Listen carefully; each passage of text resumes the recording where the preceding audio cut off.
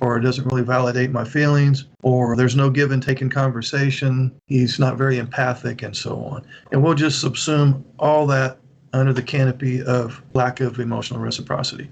So there's one thing, there's numerous things that could be done with that, but one of the main things might be for the guys to do a check-in with their wife. This is purely voluntary. You don't have to do this if you don't want to, of course. I certainly would recommend it. You guys don't like talking about feelings. I'm not faulting you. Why would you, given the way that you're wired? But she would appreciate some conversations about emotions or feelings every once in a while. So this is not a magic bullet.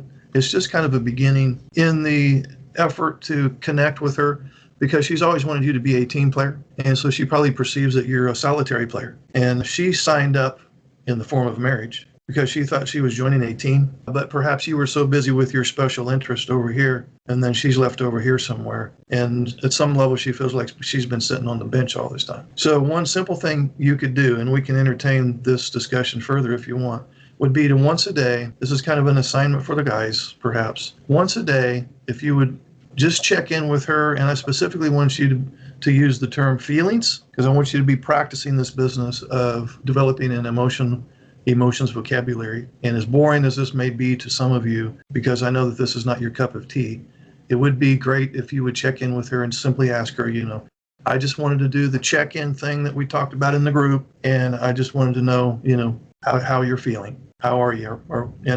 And assuming that things haven't gone astray and it's just an average day, she might say, "Oh, I don't know, I feel pretty good," or whatever, or I'm a little disappointed because of this, or I'm feeling a little nervous about such and such. So I know that you guys may be thinking, "Oh, I'm almost afraid to ask that question because what if she's upset with me?" And I've just now I've just opened up that can of worms, because I did this check-in like you were saying, Mark, but then she goes, "Oh, well, actually, I'm not okay, and here's why," and then it turned into a fight. But the reason that the emotional check-in is important for you guys is because there may be something brewing, and she may not want to let you know what it is right now for whatever reason, or maybe she just it's not even really thinking about it. So if you could do frequent emotional check-ins, I'm talking with frequency, I just mean once a day, then she may be able to talk to you about something that's bothering her while the problem is small.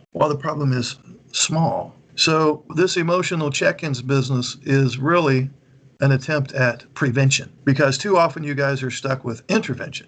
In other words, that bullet has already left the gun and there's a big mess and she's mad as a hornet. And now you got to deal with this problem that a few days ago perhaps was this big. Now it's almost an insurmountable obstacle for you. So you're doing yourself a big favor with this frequent emotional check-in business, because you're lessening the risk that she's harboring something that's growing. And so you can catch it when it's small.